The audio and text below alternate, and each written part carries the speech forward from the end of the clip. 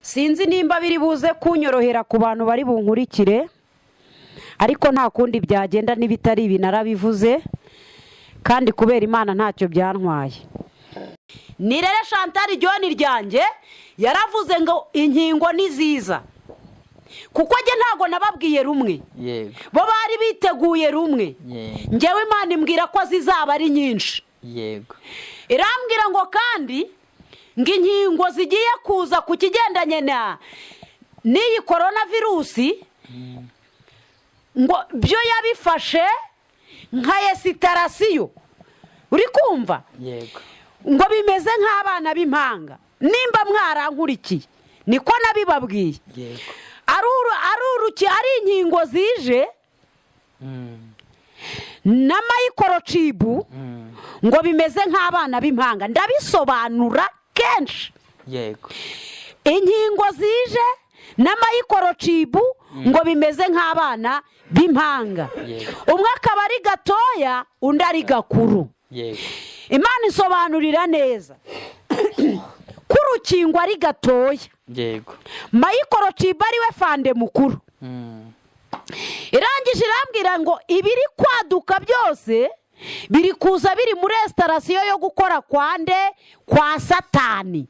Imana irambwira ngo kandi esitarasiyo zose nta hantu twazikatira, ngiyo iyo minsi itajya kugabanywa ntihari kuzarokoka n'umwe, ariko kubw'intore z'Imana ziyitakira ku manywa na nijoro, ngiyo minsi Imana yarayigabanyije kugira ngo igire abantu igira ite irokora.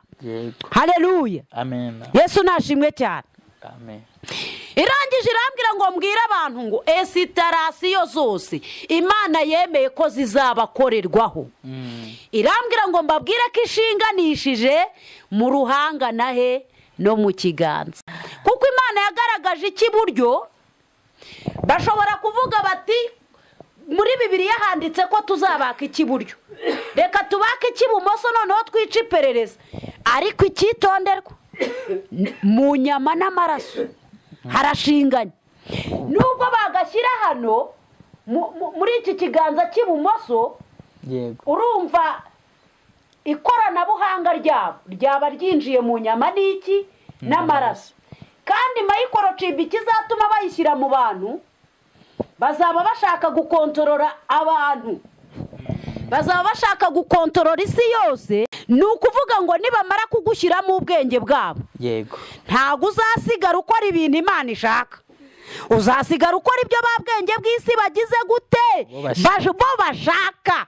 Abantu munyumve mutayoba, bakimara kugushyiramo ikoranabuhanga ryabo bakarihuza n'inyama n'amaraso biciye mu ruhanga cyangwa mu kiganza, hari abantu bari kujya no ku matangazamakuru bakabwira abantu ngo ibyo bazabakorera byose muzabyemere, mwebwe mwirinde ibyaha gusa.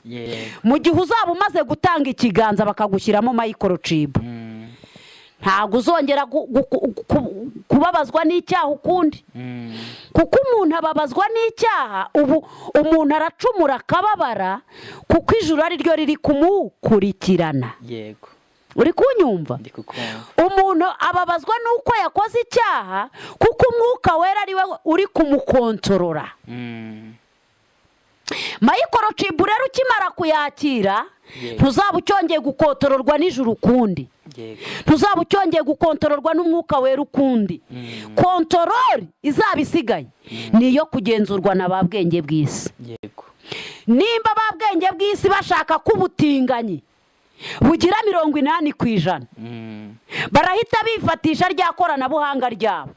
Fabrice bamwumvishe neza ko kuba yashakana n'undi muhungu nta cyaha, ntago ijuru riri kugukurikirana, umwuka wera nta kontorora kigufiteho, uzahita ukora ibyo babwenge bw'isi bagize gute bashaka gukora.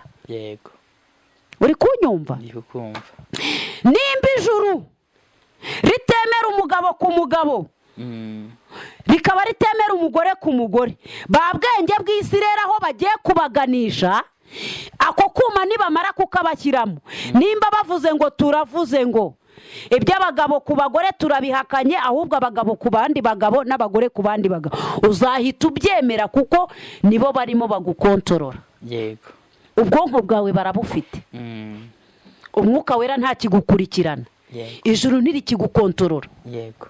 Mu yandi magambo iriya microchip uzaba ushyizwemo izaza ihita igukuramo ubwenge karemano y'Uwiteka ibujyane. Ibudepoza ahantu yumva ishaka. Yego. Bagushyiremo ubwabo. Ubwo uko bakora nawe niko ugomba kugira gute gukora. Ubushake bwabo nibwo ugomba kugenderaho. Uzaba utandukanye n'ubushake bw'umuremyi wawe. Yego. Icyo kintu kirumvikanye. Yego. Abantu munkurikiye mu nyumvi, ubuyobe bwabaye bwinshi kandi mugiye kubona ba bwenge bw'isi ku makamera, mu masitade, mu nsengero, bari kubumvisha ko microchip nta kintu itwaye. Ubonye ko ngo kizashyirwa hehe mu kiganza. Muzabona bamwe mu bapasitori babigisha ngo n'ikiganza ni mu gitange, ngo ntacyo bitwaye. Muzabona bamwe mu bapadiri babishishikariza abantu, kuko antikristo mwumva kugira ngo ashyikire itorero neza azinjirira mu madini, azinjirira mu iyobokamana, azinjirira mu byamamare. Antikristo gukora kwe azifashisha abafite icyo bazi kuyobokamana, kugira ngo nimba umuntu yakurikiranwaga n'abantu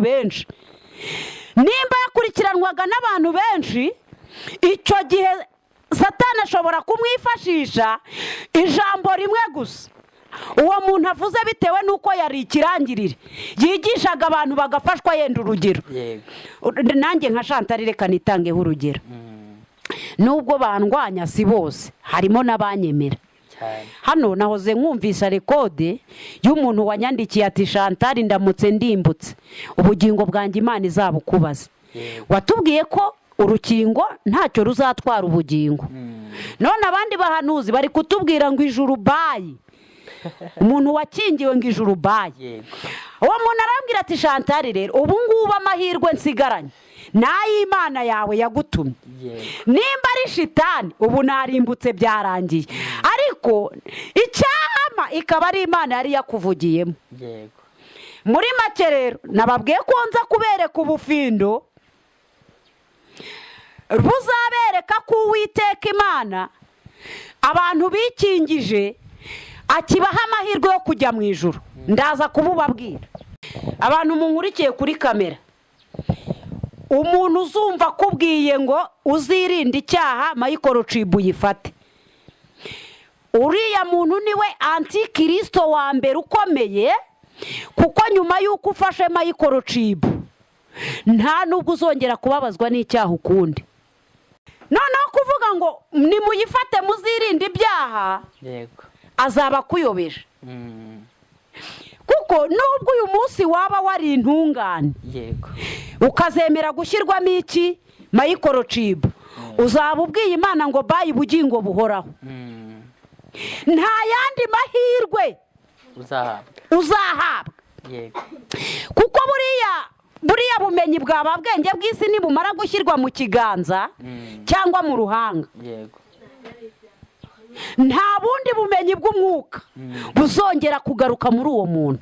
Ariko abantu muri kunyumva cyangwa ntimunyumva, iyo ngaruka ikomeye, ingaruka ikomeye ihari kwakira microchip ukayishyirwamo, nta bundi bumenyi bw'umwuka uzongera guhabwa, kuko ubumenyi bw'umwuka nibwo bwagutegekaga kwirinda icyaha. Mu gihe uzaba umaze rero gukurikiranwa na ba bwenge bw'isi, ubumenyi bw'umwuka buzaba bwakuvuyeho, watandukanye n'ubugingo buhoraho, wiswe umwana wo kurimbuka. Uzasigara ukoreshwa rero iby'ububata, mbese uzaba ubaye nk'imbohe ya Satani, kuko imikorere ya ba bwenge bw'isi nta handi iri kuganisha, ni kukurwanya Imana gusa. Muri make sisiteme y'ibintu bigiye gukorera antikristo byose ifirimbi ya nyuma yabyo iri kuri microchip izashyirwa mu bantu. Ibindi byose turi guhura nabyo ni esitarasiyo. Abantu mwanze kwikingiza rero munkurikire, ngiyo iyo minsi itajya kugabanywa ntihari kuzarokoka n'umwe, kandi igisohoka cyose ubu kiri gusohoka kiri muri esitarasiyo yo gukora kwa Satani. Kuko kubazi kubikurikirana bavuga ko iyi rangamuntu, aya marangamuntu dufite ndetse ngo biri ku rwego rw'isi, icyitwa irangamuntu ngo cyesitaye muri iyo kode 666 ni QR code. Okay, ni kode yo kubika amakuru. Uri kubyumva? Ariko ubwo amakuru abitse ku gipapuro, ntago abitse muri nge Fabrice, abankurikiye nibanyumve. Aya makuru ntago abitse muri ngewe Chantal, abitse kuki? Ku gipapuro. Urumva igipapuro ari cyo kinwaye? Iyi ni ikarita dukoresha kuri banki. Nimba iyi karita iriho iyo kode, nkaba ndi kuyishyiramo bakampa amafaranga nkirira, ntacyo bintwaye, kuko iki ni igipapuro. Uri kubyumva? Ni igipapuro. Amahirwe yo kujya mu ijuru nubwo mfite iyi kode kuri iyi karita, amahirwe yo kujya mu ijuru ndacyagize gute? Ndacyayafite. Uko yakabaye ndacyafite, kuko iki ni igipapuro ntago kiri muri nge. Uri kubyumva? Iyi karita ntago iri muri Chantal, ni igipapuro yanatakabura. Icyama abantu ibi bintu bakabyumva. Ndashaka kubagereraho ruzingiye. Iyi ni ikarita nata ikanabura, ikagira ite? Ikabura. Kongera kuyibona keretse gusubira hahandi, ntago uzayishakira kuri nde? Kuri Chantal. No gusubira kuri banki. Ni ugusubira kuri banki, bakaba ari bo bayimba. Iyo ni esitarasiyo. Urankurikiye? Yego. Ubu ngubu rero amakarita ni menshi. Reka dufate niya yuko nikingije. Turi kumwe? Tugeze kuri ba bana b'impanga. Aha naho baravuga ko amakuru abitsa kuri ako nakuru babita QR code. Naho bari kuvuga ko amakuru agize gute? Abitsa iyo code. Iyo code. Kandi Imana yaravuze ngo ibiri kwaduka byose biri kuza biri muri esitarasiyo koko yo gukora kwande? Kwa Satani. Imana itariko nta hantu mwabikatira. Esitarasiyo zose zizabakorerwaho keretse umunsi bazaza babasaba iki? Ikiganza cyangwa agahanga. Sibyo? Hano rero hari umuntu wambwiye ngo muri Suwede, mu gihugu cya Suwede, ngo bari gushyira abantu ikimenyetso, bari gushyiramo abantu microchip. Navuba rwose. Ngo barimo barayibashyiramo, ngo bababwira yuko bashaka kubabikira amakuru yose kuri ako ka microchip. Bivuze ngo aho kugira ngo ujye ujyana iyo karita ni za mpanga turiho. Turi kuri za mpanga. Urumva aho tugeze aho rukomeye. Gukingirwa ntacyo byadutwaye, ariko bigeze ku rwego bagiye gukenera n'iki? N'ikiganza. Kandi cyanditse muri Bibiliya ko ikiganza ari atasiyo. Kuba baraduteye imiti ntacyo bitwaye, inkingo na mbere twaraziterwaga, ahubwo mu byangombwa twari dufite hari indi yaburaga. Uri kunyumva? Hari indi karita yagiraga ite? Yaburaga. Ariko urimo urabyumva? Ndabyumva. None se ninjugunyi urabona nayo nagize gute? Narayishyikiriye. Urayifite? Ndayifite, ariko ntirakirwa muri nge. Ikizemeza ko cyagushyizwemo ni uko uzatanga igihanga cyangwa ikiganza. Ikarita n'ubu ndayifite. Abantu munkurikiye rero mumbe hafi. Iyi ni ikarita yuko nikingije, iri muri esitarasiyo yo gukora kwa Satani. Iyi ni ikarita y'ishuri, iri muri resitarasiyo yo gukora kwa satani ku bari kwiga ikiri gusohoka cyose kiri kuza kiri muri resitarasiyo yo gukora kwa satani kuko reka nako nkabereke ubu amakuru araha iyo bashyize muri sisiteme bahita babona yuko ikora nyine. Okay, imyirondoro yawe yose amakuru yawe yose ari hehe aho ngaho ariko ni ku gipapuro ni hehe ntabwo birashyirwa muri wowe. Iyi karita kubankurikiye nako ntiye Fabrice kuko murabizi ko nge ntigeze niga ngatiye Fabrice murabizi ko wari umunyeshuri urimo usoza kaminuza niwe ukantije rero dore niwe. Noneho amakuru y'ibanga amakuru y'ubuzima bwa Fabrice bwo kwiga abitsa ahangaha sisiteme amakuru yahisha ahangaha sibyo Fabrice bashyize muri mashini bayakwereka siko bimeze. None se ko bibitse kuri iki gipapuro bibitse muri Fabrice oya iyi karita se ntushobora kuyita wayita. None se ubu ngubu nshobora kugutunga telekomande cyangwa nkashyira umwirondoro wawe muri mashine sibyo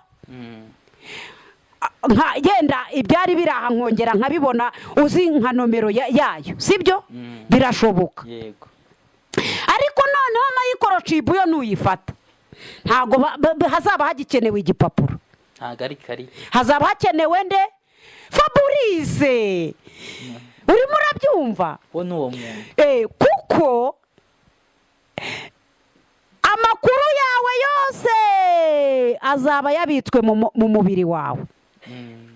Ni ukuvuga ngo ubu ngubu nimba kagashyirwa muri mashine amakuru yanjye akaboneka icyo gihe hazaba hakenewe telekomande yo gufotora nge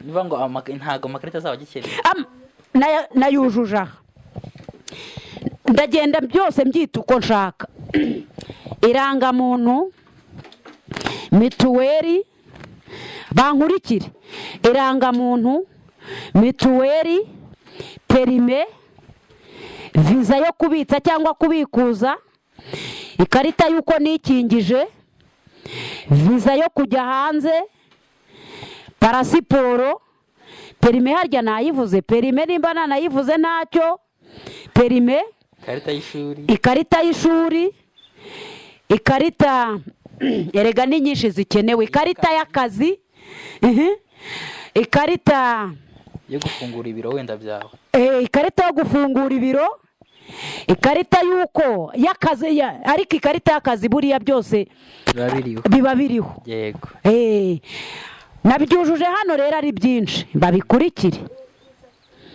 ibi ngibi biri ku bipapuro ntago biri muri twe. Yego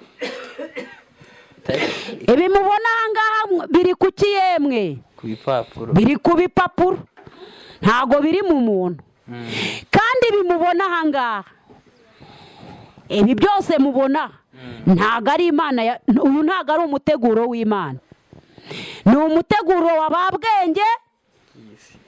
Hoya mubyumva ariko kuki mutinya kubivuga Imana se niyo yabwiye abantu ngo batunga amarangamuntu ariko ni ngombwa birakenewe nyine ariko si Imana yabivuze ni ubwenge bw'abantu hari n'abanga kuyafata ariko ntago ari byo umva genda bifite byose yaravuze ngo mugandukire abatware bose babayobora kuko ari nta butware budashyirwaho n'Imana. Abatware rero iyo bamaze kugeraho bapanga sisiteme z'ukuntu bagiye kuyobora iki abaturage. Gufata irangamuntu ntago ari icyaha ariko ntago ari itegeko ryatanzwe n'Imana. Uri kubyumva Faburi? Gufata irangamuntu si itegeko ryatanzwe n'Imana. Tuhere ku ikarita ya banki wenda. Sawa rero. Cyangwa turi kwabuza kuyafata. Oya n'akazi tubyihorere gusa nakubwiye ko aya makarita yose nubwo nyafite ubu jewe ni rero Chantal nubwo ntize nifashishije aya makarita. Mfite irangamuntu kandi iri muri restaurasiyo. Mfite ikarita ya banke kandi iri muri restaurasiyo. Mfite ikarita y'akazi kandi iri muri restaurasiyo. Mfite perime y'imodoka cyangwa moto kandi iri muri restaurasiyo. Mfite ikarita y'urugendo, mfite y'indege, mfite viza yo kujya hanze, mfite murabona ibi bintu atari byinshi. Ibi bintu rero ngaho mbwira ndamutse mbitaye ndashaka kukwereka ukuntu bazabigisha kandi inyigisho zikagira gute zikabafata. Ibi bintu ndamutse mbitaye reba uyu muba wose ngendana w'ibyangombwa. Ibi bintu ndamutse mbitaye kubibona ntibyangora biragoye. Noneho rero Faburi ngiye kukuzanira akantu gato cyane kangana n'intete y'iki y'umuceri mbika haya makuru yose akenewe aha. Ako kantu ntikazateka rukundi ndakabika muri nyirako burundu. Ubwo aka kantu kugira ngo karangize manda nuko nyiri kugashyirwamo yagize ate yapfuye. Urimo urabyumva? Ubu n'abadukurikiye bari kubyumva. Ibi bipapuro byose rero nabyise cyangwa Imana yabyise iki esitarasiyo. Irangije iravuga ngo esitarasiyo zose nimuzifate. Murazemerewe. Wumvise ko itarwanya irangamuntu? Ugiye wabyumva ko Imana itarwanya irangamuntu? Imana ntabwo irwanya irangamuntu. Munkurikire, Imana ntirwanya irangamuntu. Imana ntirwanya ikarita y'ishuri. Imana ntirwanya mituweli. Imana ntirwanya ikarita ya banke. Imana ntirwanya ikarita y'urugendo. Faburi ubu kugera Nyabugogo byagusabye gukubitaho ugakoza amafaranga. None si udakubitaho wari kugera aha? Oya. None se ibi bintu ndi kuvuga nta mitima biri bukize? Birayikiza. Urumva kuza hano kuri wowe se bidafite umumaro ku Uwiteka cyane? Ubwo se Uwiteka yarwanya ikarita y'urugendo kandi yatumye Fabrice agera ku muhanuzi? Oya, ntabwo yarwanya.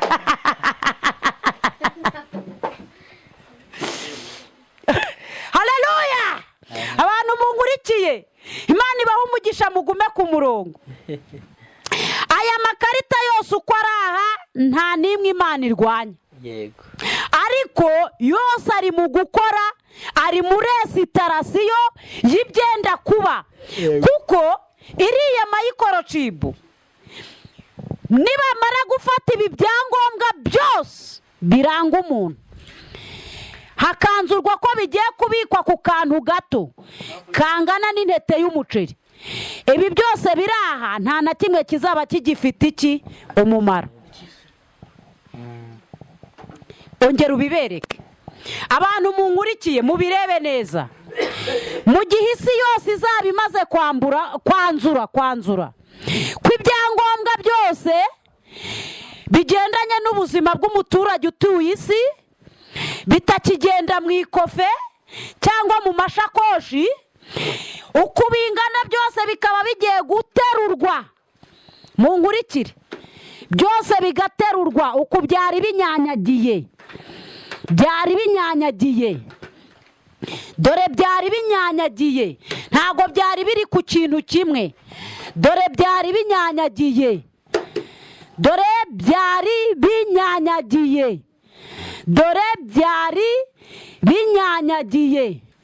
Wabonaga ko byari byinshi wari umuba, byari binyanyagiye. Noneho ndabifashe ubwinshi bwabyo bwose mbushyize mu kantu katangana na kimwe muri iyi karita. Kangana n'umuceri agaceri. Iyi karita niyo nini imwe. Muri make aya makarita yose uko muyabona murabona ko ari manini. Aratwarika mu ikofi. Iyi karita rero reka mfate iyi rangamuntu. Reka mba ariyo mfata. Iyi karita ni irangamuntu. Faburi reba hano. Iyi si yo nini ku ntete y'umuceri. Yego. Urayibona ko iyi karita ari nini ruta umuceri? Niyo twavuga memory card. Reka mfate iyi karita muri izi esitarasiyo nashyize hasi. Si yo nini ku ntete y'umuceri? Yego. Iyi karita rero nta mbaraga ifite zo kwikorera ibiri kuri aya makarita yandi. Yego. Kandi ni kinini ku muceri. Iki ni cyo kinini ku ntete y'umuceri. Ariko ntikifite ubushobozi bubasha kwikorera amakuru yose ari kuri aya makarita yandi.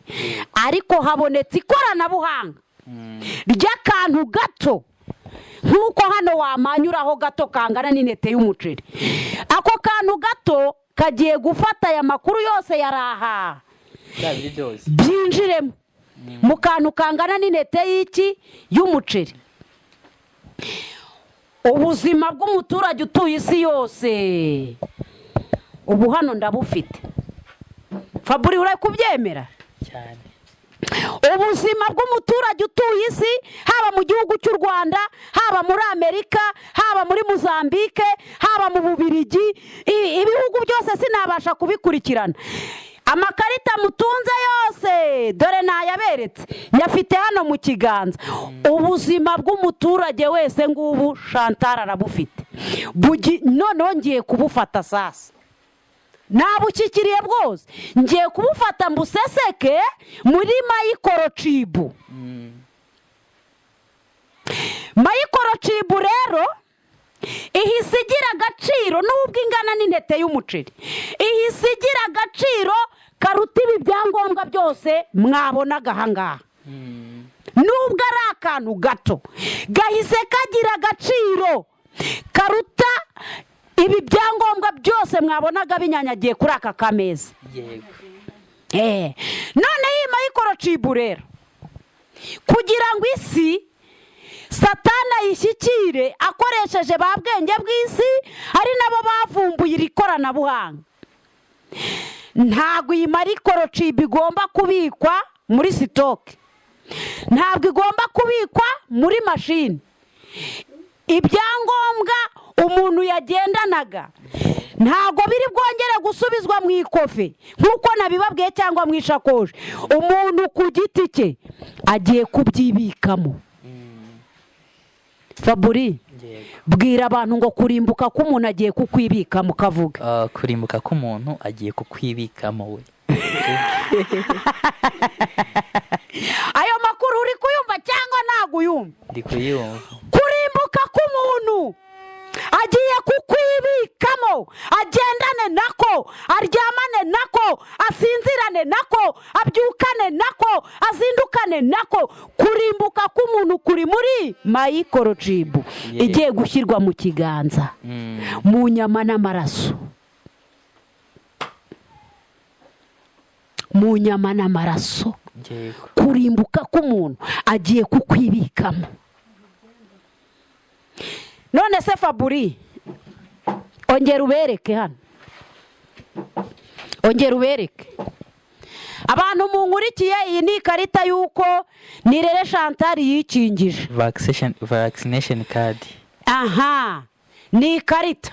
None mwambwiye yuko ikimenyetso cya Satani kiri kuri iyi karita. Iyi karita rero naje kureba nsanga irasa n'iki n'izindi zose mfita. Muri izi njugunye yihendeke iyi, nkuremo aka kamwe konyine ku gipapuro, nkaba mvumbuye ko kiri ku bipapuro. Ubwo biransaba gufata ibi bipapuro byose ngire gute mbijugunye.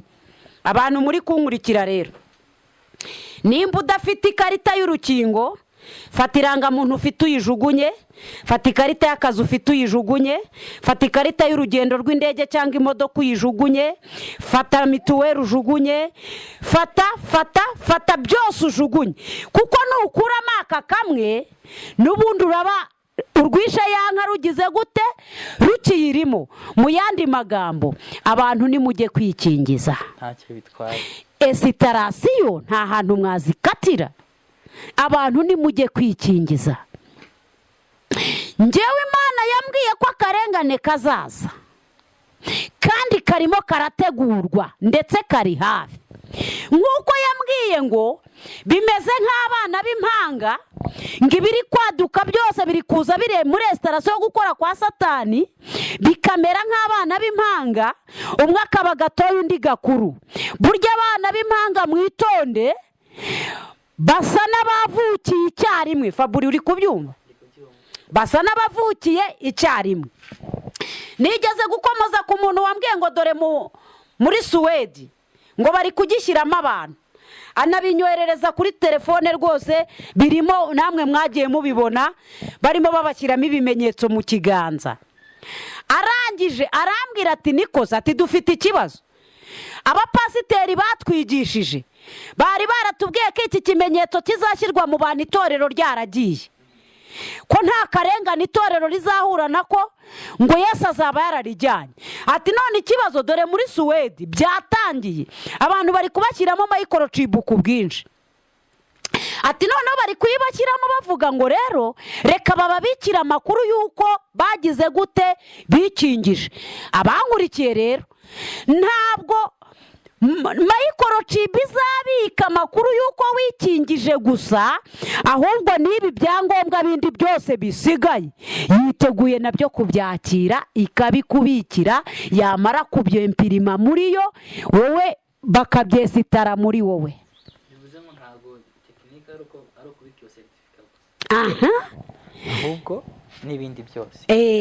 Muri make microchip izabanza gufatira aya makuru yose, iyagufashe, nimara kuyagufasha iyakubikemo, wowe umuruho wawe ugendane nawo, kurimbuka kwawe ugendane nako.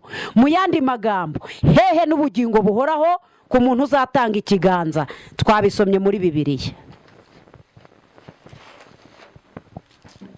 Twabasomeye mu gitabo cy'Ibyahishuwe 13 umurongo wa 16 havuze ngo nagejeje 18, itera bose, aboroheje n'abakomeye, n'abatunzi n'abakene, n'ab'umudendezo n'ab'imbata, gushyirwaho ikimenyetso ku kiganza cy'iburyo cyangwa mu ruhanga, kugira ngo hatagira umuntu wemererwa kugura cyangwa gutunda keretse ufite icyo kimenyetso cyangwa izina rya ya nyamaswa cyangwa umubare w'izina ryayo. Aha niho ubwenge buri. Ufite ubwenge aba ari uwo mubare. Faburi, aha niho ubwenge buri. Tutagiye muri Bibiliya abantu bose twayoba, niko bimeze, twamera nk'abandi. Aba bantu bari kuvuga yuko aba bantu mwumva bari kwiruka bahunga, twirinde kubatera amabuye.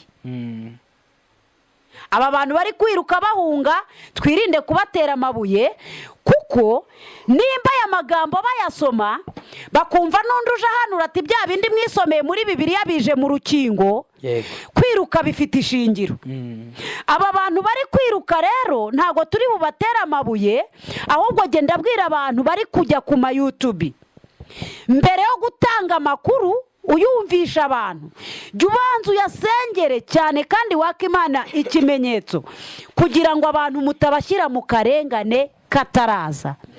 Ubwo rero ibyangombwa byose twemerewe kugira gute? Kubyakira. Icyo tutemerewe kwakira ni microchip izashyirwa mu muntu. Icyo tutemerewe kwakira ni ukubika ibyangombwa byacu mu nyama n'amaraso, kuko turahategewe. Faburi, wabyumvise? Nabyumvishe, ariko mfite ikibazo mbaza. Abantu duhereye muri Suwedi bakivuga yuko bagiye kugabanyiriza abantu umutwaro wo kugenda berekana ko bikingije. Yego. Nk'abakunda gukora ingendo cyangwa se abakora akazi kagiye gatandukanye. Yego. Benshi bagera muri 500 bahise bemera iyo microchip. Yego. Iyo chip babashyizemo ni ivugwa muri Bibiliya cyangwa hazaza indi igihe nikigera? Iyo microchip rero iri kuvugwa muri Bibiliya. Niho dusomye. Aha niho ubwenge buri. Banza usubiza, abo bantu bari gushyirwamo microchip mu kuguru, mu kuboko kw'iburyo, mu kuboko. Ubwo ntubivuze nabi. Ndaza gusoma inkuru yose, ariko nyine bari ni mu kiganza. Ni mu kiganza. Yego. Uri kubyumva? Aha niho ubwenge buri rero. Nimba Imana yaratanze amakuru ngo ibahatira gushyirwa ikimenyetso, rega bari kubikora ku neza n'agahato kazazaho. Agahato ntikaraza, kandi agahato nikamara kuza nibwo itorero rizatangira iki? Akarengane. None hari abagatangiye mbere y'uko kagera. Aba rero bari kugatangira mbere y'uko kagera, akukuri Imana yemera izarwaniriramo abantu kazabageraho barananiwe. Bitume rero aka kari gutegurwa kukuri, ahubwo ikimenyetso bagifata mu ba mbere, kuko bazaba bavuga bati na mbere hose abifashe bakicecekera bakemera kujya kwikingiza, turabona ntacyo babaye. Uri kumva? Noneho bitume bya bindi bya kirimbuzi nibiza babifata mu ba mbere. Bivuze ngo buno abantu benshi bari kuvunika bakabirukana ku kazi, abandi bagahonga ingo banze kwikingiza kandi ntacyo bitwara. Hari n'abasezeye wivuga ngo barabirukana. Hari n'abari gufata ibyemezo bo bagasezera bavuga bati ibyo twasomwe muri Bibiliya byabaye, akarengane kaje twagatangiye. Ubu bamwe mu ngo ntibahari, abandi bari guhunga. Jo bundi nahoze numva rwose amakuru asobanura ko hari abantu bahunze mu Rwanda ngo bajye i Burundi bahunze urukingo. Urumva akarengane bagatangiye. Abandi bari kwirukana, bari gusezera akazi, bari gushyira imiryango yabo mu karengane kataraza. Nimba umwana yaryaga kubera papa akabaho kubera mama, kuko bagiye gukora bagahembwa ku kwezi, bagiye guhera ubu bihishahisha mu bihuru bahunga igisa n'akarengane. Kandi abantu mu nkuru ikendagira ngo mbatangarize ngo ibi muri kureba ni igisa n'akarengane. Ntago ari akarengane, ni igisa nako. Ubwo nshatse kuvuga iki? Hari abantu barimo bavuga ngo bagiye bakingirwa ku ngufu, kandi izo ngufu nawe uri leta wazishyiraho. Fabrice, hari igihe nawe wumva ibintu biri mu mitwe y'abantu ako ntago ari ku ngufu te n'ababifashe nabi. Natwe tumaze iminsi tujya gukingira, ahubwo leta ishyira imbaraga zituma nizo za ngufu bavuga. Kuko utarikingije uzatuma abo bakingirwa. None se Fabrice, agapfukamunwa karaje, abantu ko ati ni ikimenyetso. Wumvise ko hari abanze kukambara ngo ni ikimenyetso. Ubundi shitani afite ibimenyetso bingahe? Hari ikimenyetso cyaje mu gapfukamunwa, hari ikimenyetso cyaje kuri mituweli zikiza banje kuzifata, hari ikimenyetso cyaje mu marangamuntu hari abanze kuzifata, hari ikimenyetso cyaje no ku nkingo dore kiraje, kandi hari n'ikindi cy'ingutu kigiye kuza noneho kizashyirwa muri bo cyanyacyo. Barahera ubuse icyo gihe ntibazaba barananiwe. Bivuze ngo bakwiye kwakira byose bakikingira. Esitarasiyo zose ngizi ku meza. Ibi bipapuro byose abantu bemerewe kubyakira. Icyo batemerewe ni ukwakira microchip izabikwaho iki? Ibi bipapuro. Erega reka nkubwire Fabrice, microchip ije bakavuga bati nimufate ibyo byangombwa byanyu byose mubishyire kuri microchip tuyibabikire muri mashine, nta cyaha cyaba gihari. Uri kumva? N'ubu ngubu amakuru ari aha kuri uru rukingo ntago abitse muri Chantal, abitse muri mashine. Urimo urabyumva? N'ubundi bavuze bati tubazaniye microchip, ibyangombwa byose niho tugiye kubibika. Niturangiza amakuru tuyashyire ku ikarita, nubwo baduha ikarita imeze nk'aka karangamuntu, bakaba bati turabibika muri mashine nk'uko ubu si imyirondoro yacu. Hariya ku murenge hari igitabo cy'irangamimerere. Nirere Chantal arimo, n'abana yabyaye bose barimo, n'umugabo wanjye arimo. Uri kumva ko biriyo? N'ubundi bavuze bati ibi byangombwa byose mubizane tubibabikire muri mashine. Niturangiza tubaha agakarita muzajya muzana twagashyira muri mashine kakaduha aya makuru yose. Iyo tuzayifata. Iyo nayo tuzayifata. Turanayemerewe. Icyo tutazakira ni ikizashyirwa hehe? Mu ruhanga cyangwa mu kiganza, aho batubwira ngo umuntu noneho ibyangombwa abyibikemo. Ntago ari ibyangombwa muzaba mwibitsemo abantu munkurikiye, ni ukurimbuka k'umuntu azaba yibitsemo. Fabrice, ayo magambo urayumvise? mu kwakira amayikorocibo we bakayigusesekamo. Ntabwo uzaba wakiriye amakuru y'ibyangombwa wibikiye, ahubwo uzaba wibitsemo kurimbuka kwawe. Ayo niyo masezerano y'umwana w'umuntu na Satani bazaba bagiranye. Iyo ni sinye, iyo ni kashe mpuruza umuntu azaba ateye ya burundu yo kugirana amasezerano na Satani. Atuhereye none nsezeranye kuzabana nawe uhereye none kugeza iteka ryose. Ngira ngo ibyo bintu barabisobanukiwe.